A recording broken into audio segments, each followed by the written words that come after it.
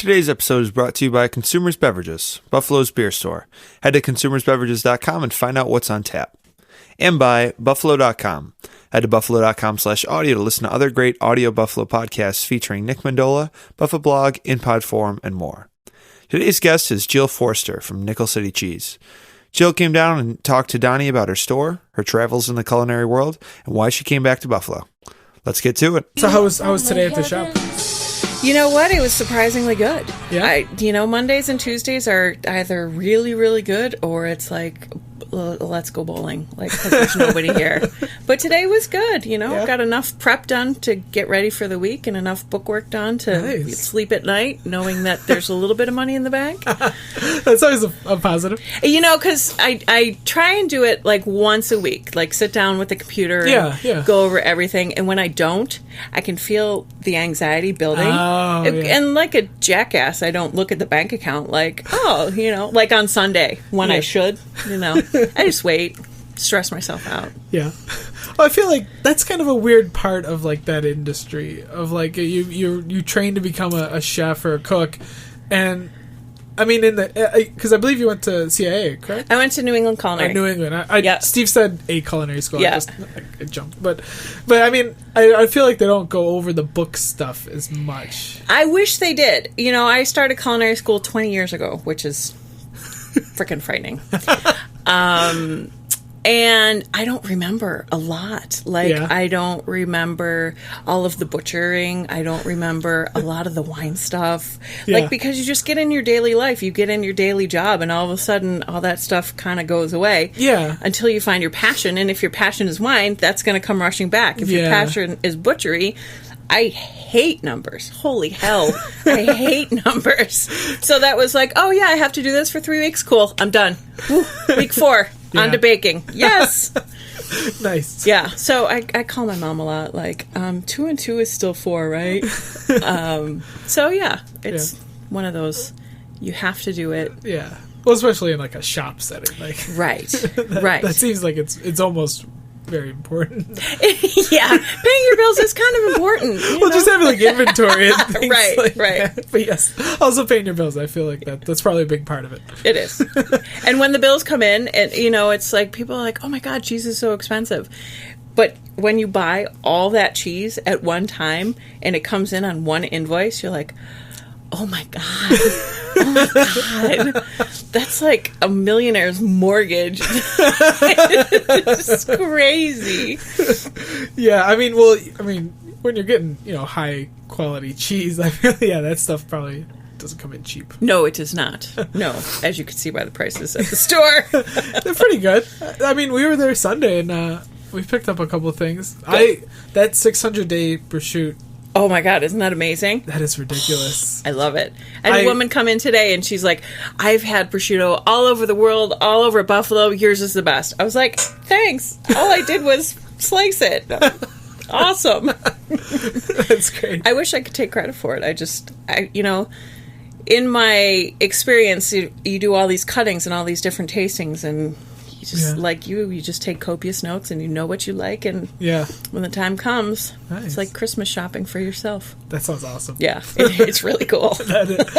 So how did you get how did you get to culinary school? Like, when you were growing up, like, what made you want to start working in the food industry? So I listened to your podcast with my brother, and and so oh, by the way, this is also the second brother sister combo we've had on the podcast. Who's the first? The first was Pete and Nina. Pete was our third guest, and Nina was in the teens somewhere. Okay, very so cool. they were our first one, and then now you and Steve are the next. Gedras. Yeah, the Gedras are excellent. OP Pride too. Woo! When did you graduate? 2002. Oh, yeah. 91. And he's 2009? 9, yeah. Oh, ouch. Yeah, okay. Well, yeah, I mean, he makes me feel gross. So my first job was at Antonio's in Orchard Park. Oh, my God. Yeah, exactly. It's not even there anymore. That's how old I am. Wait, which one was Antonio's? Is that? It was in that plaza. Yes. By where Papagallo's used to be. Yes. Which is now a sushi restaurant. Okay, yes, exactly. Yeah. So that was my first job. And then after that, I moved up in the world and I went to Capelli's. There you go. And I was at Capelli's for A year and a half. So did you and Steve work at Capelli's? Different times. Oh, okay. When I was there, Steve was like 12 or 13. Like, he wasn't old enough. He was still a rugrat. I see. So I was working at Capelli's, and one of my friends was like, I really think I want to go to culinary school. I'm like, what the hell's culinary school? What's this culinary word you're talking about? It's the early 90s. There was no Food Network. There were no there was Bon Appetit and Gourmet and Food and Wine. And that was like, really? Yeah. You're really writing about this stuff? You just eat. Why do you have to read about it? And he started talking about it. I was like, oh my God, that sounds kind of cool. Yeah. So I got a job. Actually, I graduated high school, got my first apartment down on Elmwood. Nice. Like 6 doors down from the shop, which is frightening because I remember walking past that shop, realizing that it's way too early in the morning to be walking past a shop. And I went to ECC just because you leave high school and you're like, I got to do something. So I went to ECC and decided that I like to cook, and nice. Went to New England Culinary Institute when I was 19, and that kind of launched the whole thing. I mean, so as you're working at Capelli's, like, what made you stay? Did you like the work that you were doing there? Did you like that? Well, I atmosphere? did Capelli's, and I worked at the Bijou. So I was in the kitchen on the line at the Bijou, and then I would do Capelli's because Wait, Bijou on Main. Bijou Grill on Main? Bijou Grill, across from Chase. Oh, okay. Because I liked the money at Capelli's. You go work on the line in the kitchen and you don't make any money, but you work in a pizzeria in Orchard Park, everyone's got money. So it worked. Yeah. And I would manage, so I would, get a better wage and get toilet paper and paper towels, all sorts of fun stuff for the house. Nice. Yeah.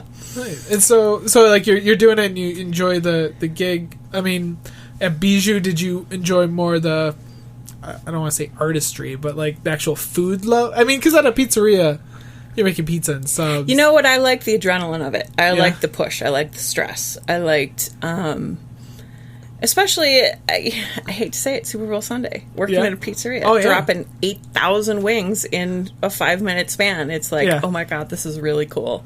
I really like this. And then that transpired over to the Bijou where, all of a sudden there's a theater rush. Oh, yeah. You're doing all sorts of crazy stuff. And at 7:30, you're like, holy hell, where is everybody? Time to clean the walk-in. Wow. And that kind of started the whole thing. And then my dad and I went on a culinary school tour. Oh, like looking to where you're going to go? Yeah. I talked to my dad about it, and he's like, all right, let's go check them out. Most of them are on the East Coast. We were going to start out at Necky, go down to Rhode Island to Johnson & Wales, and then end up at CIA. Mm-hmm. So we went to Necky, and that was it. Yeah. I was like, I don't have to go anymore. This is it. What won you over? The ratio, at that point, it was 7-1, which I thought was amazing. Wait. 7 students to 1 instructor. Okay. You work in restaurants. Your classroom time is very limited. You're writing down recipes. You're writing down prep lists. It's not like you don't have to write a story on, Briat Savarin or whatever. You just, you go and you do, and this is it. If you don't like this, go to CIA or go to, wherever. Go someplace else. Because it was hard work. It was frickin' hard work. Do you feel like you were prepared for it, or did that kind of catch you off guard a little bit? I think some people just kind of have it, and some people don't. Like, I was the youngest person there. I was 19, and the oldest was 56. Wow.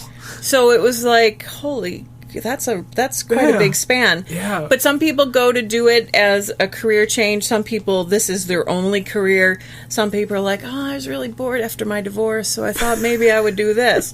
So you're either really in it, or you just kind of going through pussyfooting around. Yeah. And, well, I was really in it because I was 19 and I had to get the hell out of Buffalo. Truth be told. Yeah. I feel like I've noticed a little bit of a trend where people who are doing really cool things in Buffalo right now left to further themselves. Mm-hmm. And I think one of the recurring themes is like now we're starting to get the scene where those kids maybe don't have to leave. They can stay here and get better under Steve or James or whoever. Right. And no, I agree. We didn't have that. Yeah. You know? I mean, Steve's only been here for less than 3 years. Yeah. Which is amazing. And the only reason I'm back is because Steve came back, to be perfectly honest. There's no way in hell I was ever moving home. And he's like, dude, come on. I'm opening a restaurant. You got to come home. I'm like, no way. No way. He's like, yeah, come on. Now's the time. Now's the time. So he had the foresight there. Yeah, so I listened to my little brother for the first time ever. And so far, so good. I've been here for 2 years, and the store's been open for 5 months. And I'm very excited that it exists and that it's down the street from my house. So you go to culinary school. Mm-hmm. Then I'm assuming you start to work out in that area, the New England So area? I went to culinary school, and my school was awesome because it's 6 months at the actual school in Montpelier, Vermont. Great place. I was there in the summer. Nice. It wasn't cold. It was gorgeous. Nice. I had a couple kitchens overlooking the mountains, the Green Mountains, and it was just like, oh my God, this is perfect. And then I went on an internship to Scottsdale, to the Scottsdale Princess Hotel for 6 months. And then I decided I don't like hotels. And I don't like Arizona. So I came back that's to finish. Crossed off two things. Because, I figured in my life there are things that I needed to do. Yeah. My career goal was, at one point, to open a restaurant. And, as you grow, it evolves and changes. Yeah. So I wanted to work in a hotel to see what that was like. Then I wanted to work in a big restaurant to see what that was like. So went back to culinary school for 6 more months, and then I moved to Boston. Okay. And I worked under Lydia Shire at Biba. Oh, wow. Yeah. It was my first day there was the day after Thanksgiving, and we did 487 covers. And Black Friday. At that point, it wasn't Black Friday. It was just frickin' Friday in Boston. And I walked out of there, and I was high as a kite. Like, this is the best thing that I've ever done in my life. Like, adrenaline rush, so much fun. The people I worked with were awesome. I love this job. I love the city. Oh my God, this is so cool. And that was it. That was like, okay, I'm in a restaurant. I don't want a hotel. I don't want a, motel, bed and breakfast, whatever. Yeah. This is what I want. Is the hotel just not as, like, fast or as exciting? Or I just think, I don't know. I feel like you can't, not that I need to shine, but you just kind of get lost. You all go in the same way. You all come in, you exit the same way. Yeah, I don't know. There was no individuality. You had, there's an executive chef, and then there's a chef, and then another chef, and then another chef, and you're just a peon. I see. So, yeah. No, that makes sense. There's no room for growth. Just kind of drudging along. Doing your thing. Eating in the cafeteria. It wasn't my deal. Nice. And I hated Arizona. So maybe I would have liked it if I were in a better city. I don't know. So then after Biba, I moved to San Francisco. Oh, wow. And I worked at Square One in San Francisco. I was there for a year. That is like the one city that I'm dying to go visit. Oh my God. It's amazing. I mean, just literally purely from a food standpoint. Like, I just want to go there. I mean, first of all, it's one of 3 cities in the United States that even are Michelin-starred restaurants. And it's a beautiful city. It's a clean city. The food is amazing. The architecture is the people are amazing. If I could do a retake, I would stay. I was, how old was I? 22 or 23. Uh-huh. I had no right living where I lived. I lived in the Castro, which is the gay district, with 2 gay roommates going out, doing all sorts of bad things. I had no right. When you're coming home on a Sunday morning and you're like, my parents are at church right now. This is good. But then I missed my family. It was so far away, and you know how when you're younger you hate your family, but as you get older, it's like, oh wow, they're kind of not that bad. Yeah, especially when you move out. Like, there's that part where you're at least for me, where I moved out and I'm like, oh yeah, they were kind of nice. Yeah, I liked them. And I missed, like, my brother and my sister. I missed all of their proms. I missed all their homecomings. I missed basically their whole high school career. Yeah. You know, Steve will say, if we're at Europa, it'll be like, hey, remember so-and-so from high school? I'm like, oh, sorry, dude. I'm lucky I remember someone from my own class. I'm not remembering someone from your class. Yeah. So that was a bummer because I missed out on all that stuff. But at the same token, I went to all these fantastic restaurants and, you know, to Napa and Sonoma. And I got to see French Laundry before it was the French Laundry as it was being built. Oh. I mean, it was cool. It was really cool. That's awesome. And then the Food Network started. And then all of a sudden I'm like, oh, my God. So now this is what culinary means. Now I understand. Yeah, you can see, like, the popularity growing, and it's, like, cool, like, now. Like, kids, like... I mean, the overused thing is, like, food is the new rock. But it is. I mean, it's amazing. Yeah. I mean, so in you know, San Francisco, I mean, you must see that. Like, did you see it there, or did you move out before, like, that whole wave of popular foodie culture even starting to begin? No, it was going on even when I was in Boston. The whole Lydia thing and Jasper White and Todd English, and before he became a D-bag. Or maybe he was and just hit it really well. No, even back then, you could feel it. That's awesome. You know, And then I moved back to Boston because I miss the East Coast. I miss Boston. It was a great city, and I was there for 11 years. Wow. Yeah. And just working in kitchens and...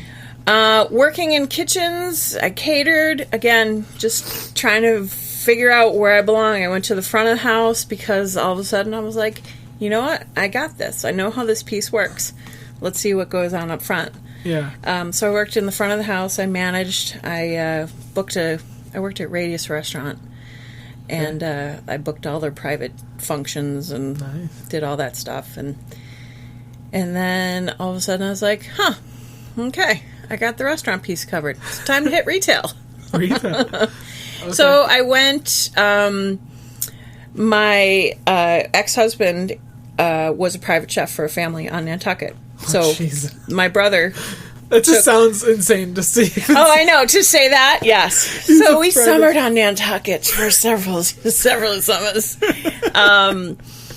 Orchard Park might have prepared you for that. So, oh God, not even close. It didn't even. It's amazing. No. Orchard Park is like they'd be like the white trash. Yeah. You pull up to Nantucket, and it's like, holy shit. The nanny's driving a BMW, and here you are in your Jetta, beat up, rusty. Nice ride. So I got a job at a cheese shop called Fahey and Fromagerie. Okay. And at one point, it was owned by Isan and Valerie, who owned Formaggio Kitchen in Cambridge. Oh, okay. So I spent a summer there, and that was it. That's where it started. That's where the habit started. The habit. And it was cool to stand behind the counter, and, you know, at that point, I knew Brie, I knew Swiss, I knew that Parm came in something more than a little green can, but I wasn't quite sure how it came. And that summer, I learned so much. And was it just like I'm assuming like just a nonstop cheese-a-thon? Like, oh, absolutely. Oh, absolutely. Oh, yeah. People would come in, they're like, Teresa Hines would come in all the time. Oh. John Kerry's wife. Yeah. She would come in all the time. And I had no idea. I don't follow politics. And at that point, they weren't, you know. Yeah, they weren't that big. He was just the governor, whatever. And she liked her Portuguese cheese. And I was like, I don't know what the hell that is. She'd be like, well, let's try it together, darling. I was like, all right, this is good. Thanks. Keep eating this. So every time someone would come in, it's like, oh, well, let's try it together. So if you come into the store and I say, oh, let's try it together, I got that from Nantucket. Nice. And like, let's try it together. Because a lot of times I'll get in a cheese that I haven't had in months or years or whatever, and I kind of forget. I know that at one point I liked it, but palates change so quickly. Do I still like it? I hope I still like it. Yeah. Let's try it together. That's crazy. Yeah. So, I mean, how do you even... So how long ago was that, roughly, the cheese love begin? The cheese affair, I should say. The cheese affair. Such a nice affair. When did that start? 99. Oh, wow. So you've been a cheese I've been doing this for a while. Wow. Yeah.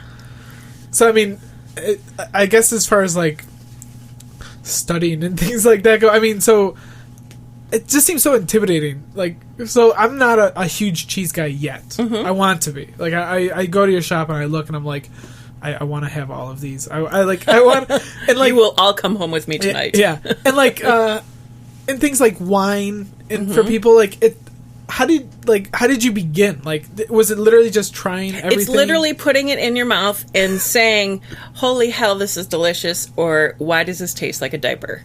This is gross.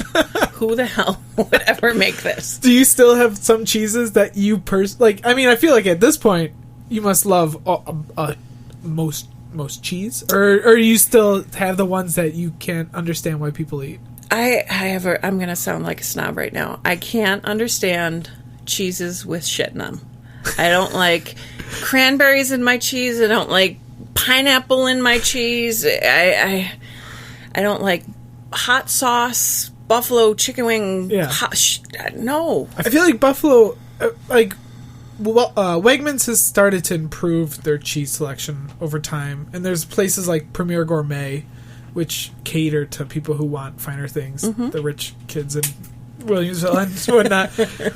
I mean, what you got going on in the city is kind of, you don't really have. It's hard to find that. I don't feel. First off, I haven't been to the new Premier, and the last time I was at the old Premier was 98. Okay. So yeah, that is I don't. It's very nice. But cheese wise, I didn't really take. Yeah, but and Wegmans, I think they do a great job. I think 5 years ago, they were right up there, and they were blazing the trail for grocery store cheese. And now all of a sudden, I feel like they just pulled back the reins and they're playing safe and steady, which is amazing because the cheese industry is growing every single year. It's not slowing. It's not changing. It's not stopping. It's just getting stronger and stronger. Yeah. And they're like, meh, nah. So do you feel like that makes you want to offer the stuff that people can't find anywhere else? Oh yeah. Yeah. And that's the favorite part, the best part of my job. Yeah. Is curating things that I know they can't get or wouldn't want to try because of God knows what. Yeah. Well, if they're going to try something, they got to buy a shitload of it because they're going to probably put it in every store or whatever. Right. But you can do a small little order and things like that. So you definitely have less risk as far as that goes. Right. But it hurts more when I don't sell it. For them, it's like, we'll just write that off. For me, it's like, oh my God, there goes college for my kids. It's okay. You can work at the store. So as you're learning more and more about cheese over the years, like, do you find yourself having to travel to? I mean, did you ever go to France and places? I did. Like that? Oh my gosh! In 2008, I was living in Minneapolis, and I worked for a company called Kowalski's Markets, and there were 9, kind of like Wegmans, but on a smaller scale. And perishable department was their main focus, and I oversaw all the cheese departments. So I had 9 cheese specialists, and basically, I wanted the grocery store to be a mini cheese store. So it's a cheese store that just happens to sell groceries. Exactly. So you could get, Brie Severin and, fromage dauphinois and whatever, and some Charmin. It's all it's a one-stop shop. So I got a phone call from this guy who worked for the French government. He's like, I'm putting together this trip. We're going to France. We're going to all these different cities, and we're going to go to farms, and we're going to go to factories and up and down, and would you like to? And I was like, hell yeah! He was like, okay, monsieur. He was very French, and I was like, oh, I'm sorry. Yes, I would like to go. Thank you very much. I hung up the phone, and I started doing this dance like, I'm going to Paris, bitches! I was so excited. I mean, because for you, that's like the Mecca. It's like the Mecca. I mean, it's like New York City for a chef. It was like, oh my God, we're here. And it was amazing. It was amazing. Like, every day, you start off at a cheese place, coffee, tea, champagne, wine. Yes, please. Cheese. Yes, please. I was like, oh my God. It was... Oh. And, you know, I still talk to a lot of the people that I went on the tour with, and I still talk to the farmers in France, and I buy a lot of their cheese. And, you know, at the end of the trip, I talked to the gentleman who called me and invited me. I said, you know, I hate to say this, but I feel like you kind of wasted your money on me. He's like, what do you mean?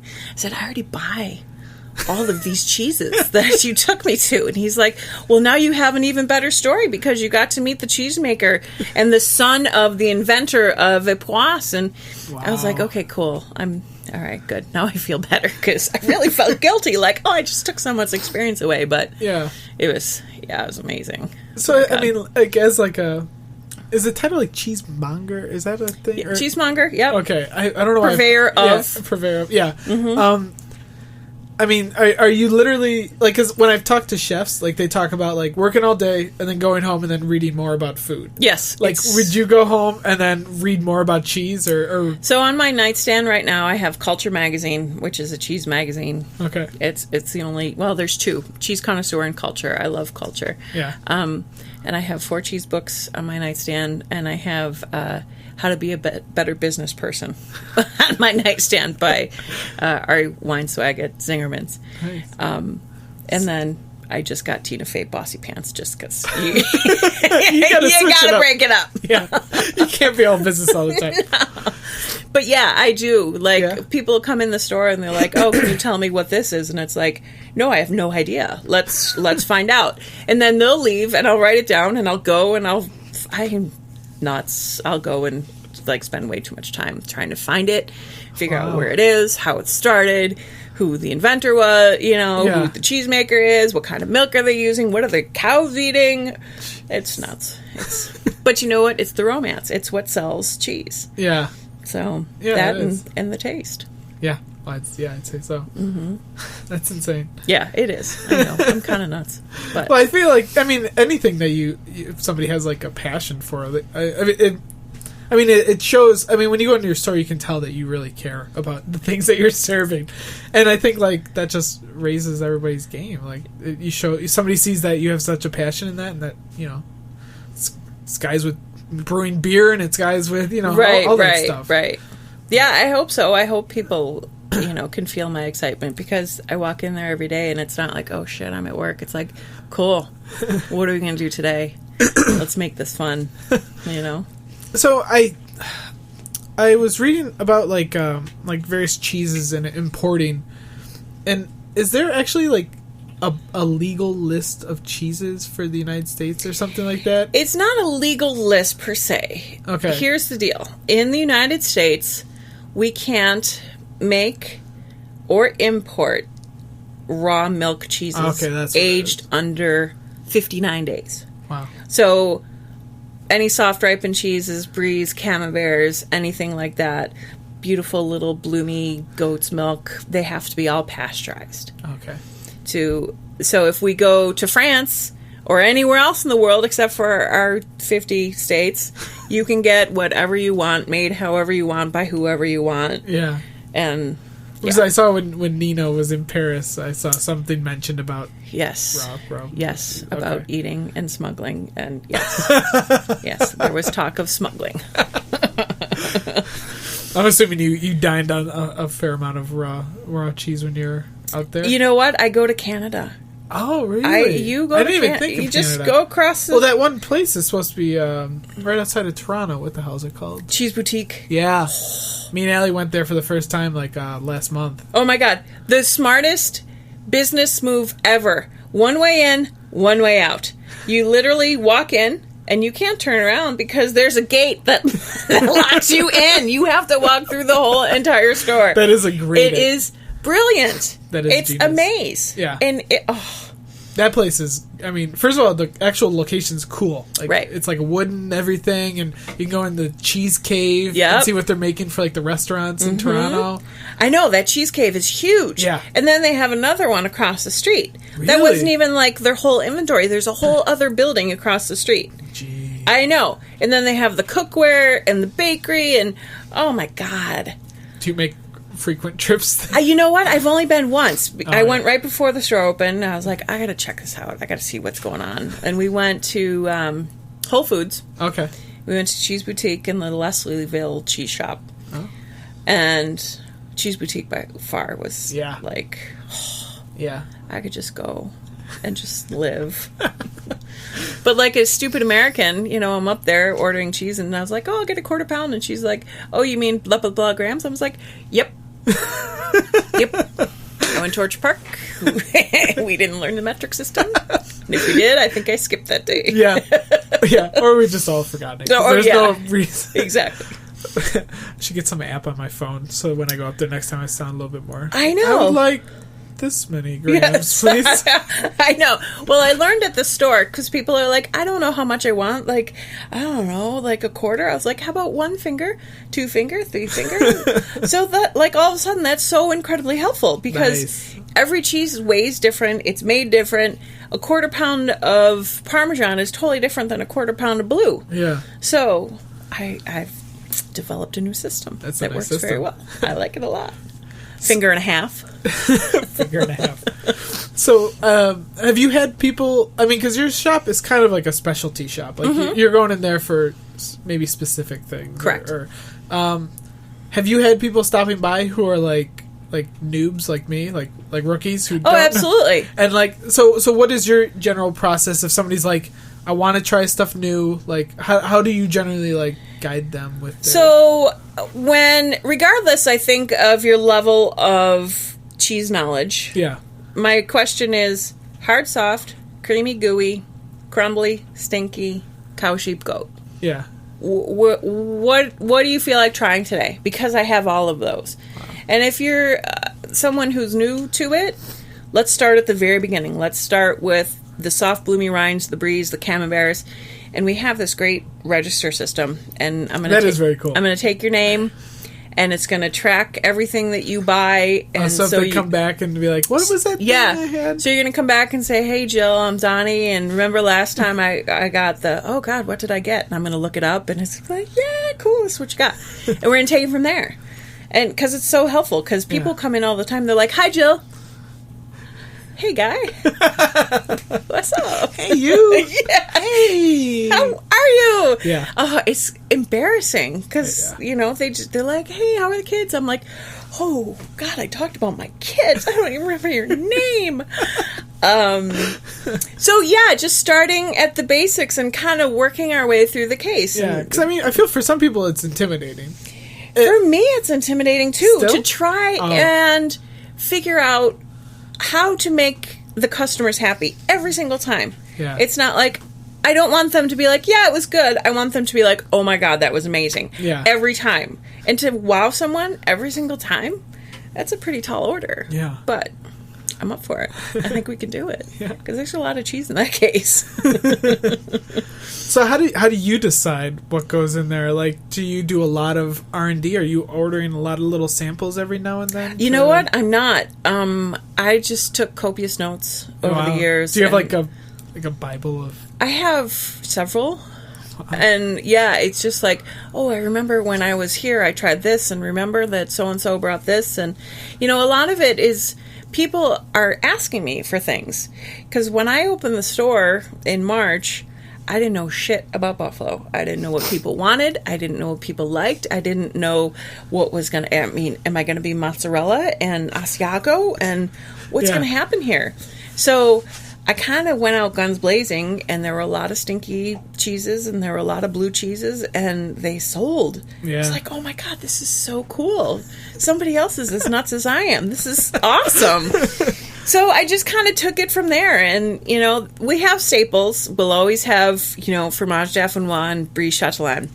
We'll always have Cabot cloth bound cheddar. We'll always have Saint Aguirre double cream blue, because that was the beginning of the habit. I love that you refer to it as that.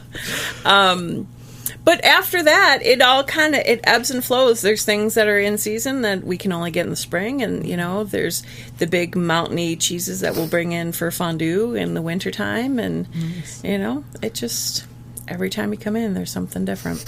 How's like the because now it's kind of almost like a little bit of a restaurant. You have a couple sandwiches and things like that. We do. We make our own macaroni and cheese.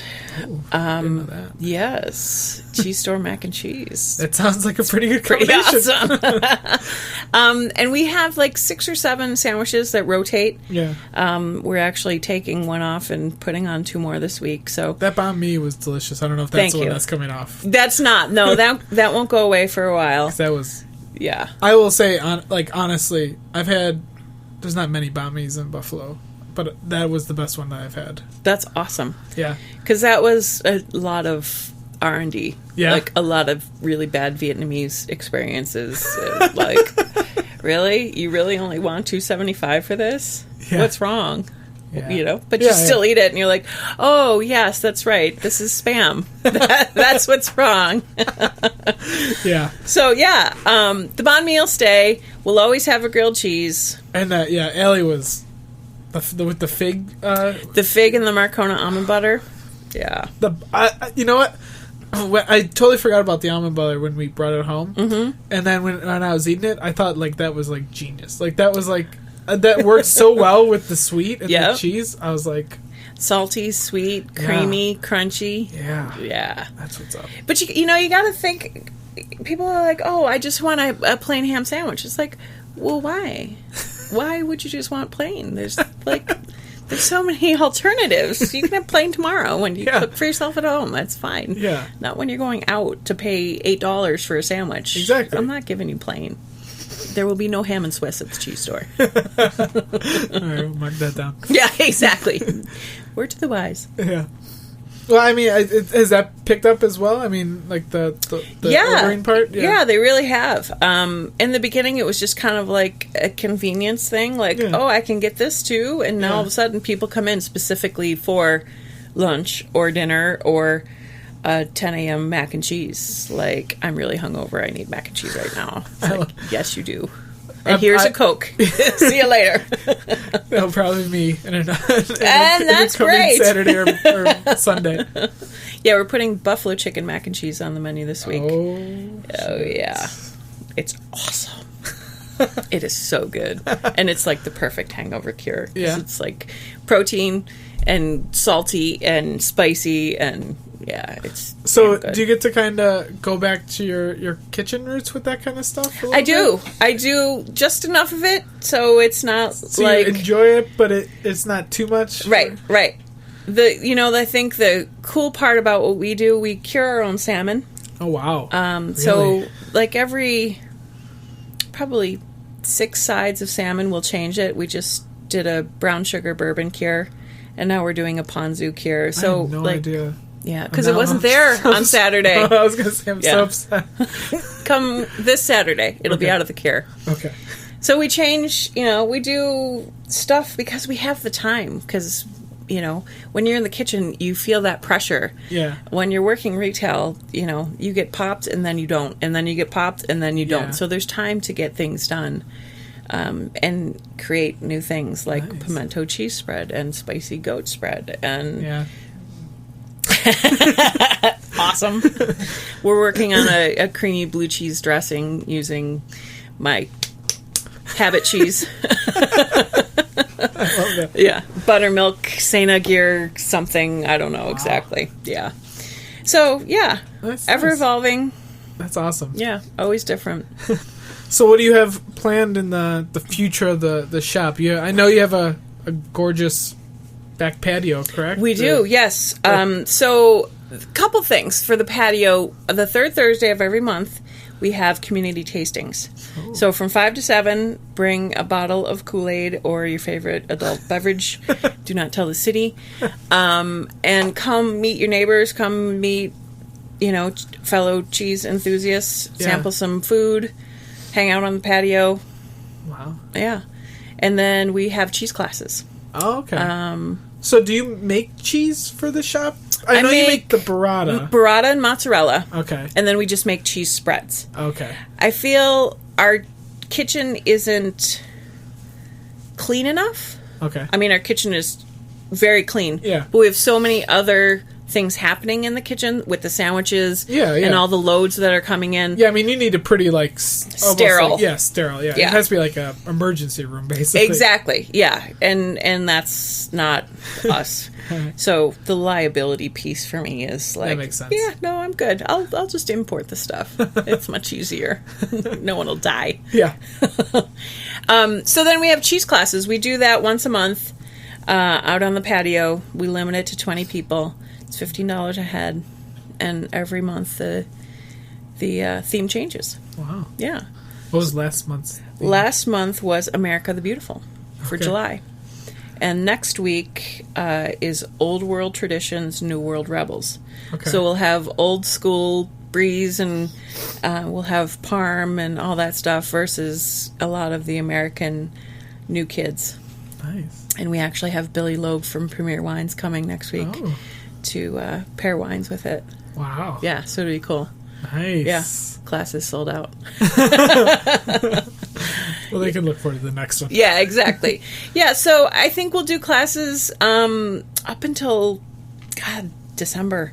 Yeah. Because I have space heaters and those sides go down in the patio and just bring a snowsuit and we'll have fondue. Nice. That sounds good, actually. Yeah, I know. I'm pretty pumped. I'm like, come on, cold. I need some hot cheese. That's awesome. Well, Jill, thank you so much for coming down here. Thanks for having me. This is great. Talking about the story, and your shop is fantastic. And Thank you. If anyone has not been there yet, they need to get their ass down there. We'll be actually posting a post about our sandwiches before this goes up. But yes, and Cool. You'll read that we very much enjoyed it. So Well, thank you. I appreciate it. Thanks for taking the time to come in. oh, no problem. All right. Well, thank you. Thanks.